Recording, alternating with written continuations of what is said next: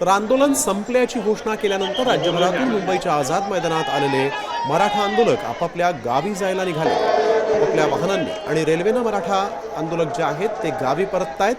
हे दृश्य आपण बघतोय आणि यावेळेसचा आढावा घेतलाय आमचे प्रतिनिधी गिरीश कांबळेंनी। मागील 5 दिवसांपासून सुरू असलेलं मराठा आरक्षणासाठी मराठा समाजाचं आंदोलन आज अखेर संपलेलं आहे।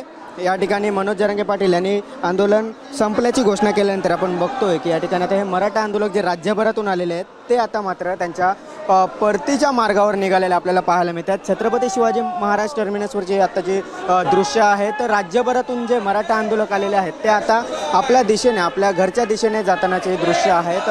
मागील 5 दिवस राज्यभरातून मराठा आंदोलक आहेत ते मुंबईत धडकलेले होते। मराठा आरक्षणाची मागणी होती, विविध मागण्या होत्या आणि या मागण्या मान्य झाल्यानंतर अखेर आज मनोज जरांगे पाटील यांनी त्यांचं उपोषण मागे घेतलं, आंदोलन मागे घेतलंय आणि आता राज्यभरातून आलेले हे मराठा आंदोलक पुन्हा एकदा परतीच्या मार्गावर जाताना आपल्याला पाहायला मिळत आहेत। व्हिडिओ जर्नलिस्ट राकेश गिरीश कांबळे, साम टीव्ही, मुंबई।